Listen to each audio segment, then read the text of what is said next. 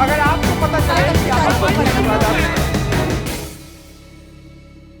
देखो, चुनावी समय यात्राओं का मौसम होता है। राहुल गांधी अपनी यात्रा कर रहे हैं, तेजस्वी यादव ने भी एक यात्रा की। उस यात्रा को क्या इस तरह से देखें कि ट्रेडिशनल वोटर राष्ट्रीय जनता दल का MY माना गया कि ये MY समीकरण उनका स्ट्रॉन्ग समीकरण है, लेकिन यही एक चुनौती भी रही कि MY के बियॉन्ड एक्सपैंड करने में RJD ने थोड़ा स्ट्रगल किया है लंबे समय की राजनीति के बावजूद। इनकी इस यात्रा में जैसी भीड़ आई है या नौजवानों में जो पॉपुलर होने की बात बार बार कही जाती है, क्या ऐसा लगता है कि MY को थोड़ा पुश करके दूसरे जातियों में भी थोड़ी पैठ RJD बना पाएगी इस यात्रा के जरिए? मुझे लगता है, मैंने जहां तक यात्रा उनका कवर किया, जो मैंने कनेक्ट देखा, अपोजिशन ने यह कहिए कि उनका जो विपक्ष है, पॉलिटिकल अपोनेंट ने, RJD के पॉलिटिकल अपोनेंट ने 2020 में यही गलती की थी। जब ये 10 लाख नौकरी लेकर के गए थे तो लोग कहते थे कि वही MY का क्राउड है। नहीं, ये एक यूथ जो होता है ना, कास्ट न्यूट्रल क्राउड होता है। उस कास्ट न्यूट्रल क्राउड को तेजस्वी मुझे एड्रेस करते हुए दिख रहे हैं। मैं जब गया, मैंने इनका ये हाजीपुर, वैशाली और पूरा समस्तीपुर वाला लेक किया था, तो बड़ा स्पॉन्टेनिटी क्राउड में थी। थोड़े से ऑफकोर्स एग्रेसिव एलिमेंट दिख रहे थे, इन ए सेंस कि उनके वोटर्स एग्रेसिव होते हैं, अच्छा टर्नआउट होता था। लेकिन यादव वोटर्स के अलावा भी जो सोशल कंपोजिशन था वो सबका था। और ऐसे ऐसे लोग मुझे मिले जिन्होंने कहा कि मेरे गांव में 17 लोगों को नौकरी मिली, 13 लोगों को नौकरी मिली, समथिंग ये कभी हुआ नहीं।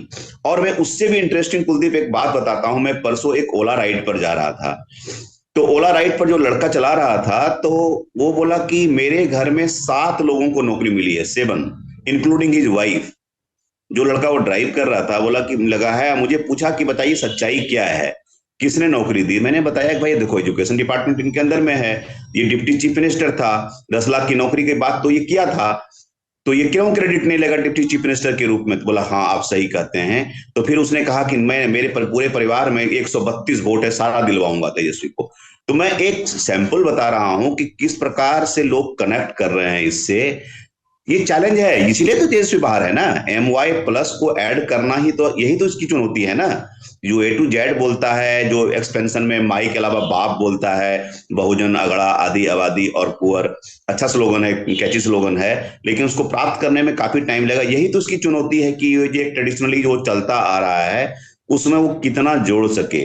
तो इस चीज में मुझे लगता है तेजस्वी थोड़े बहुत मुझे सफल होते हुए जरूर दिख रहे हैं।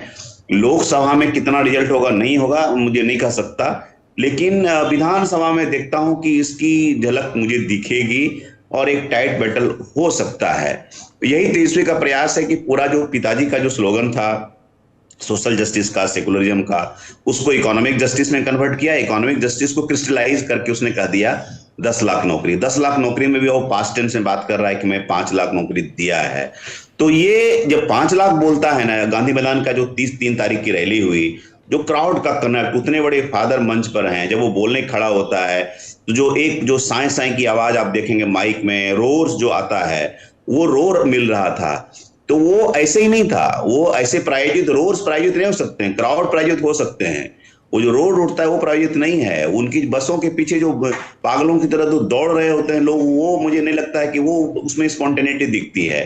तो आई वुड से कि Tejashwi is a leader in progress. Leader तो बन ही चुका है, और एक नीतीश कुमार के बाद एक नेता के रूप में, एक भावी मुख्यमंत्री के रूप में तेजस्वी को लोग देखते हैं।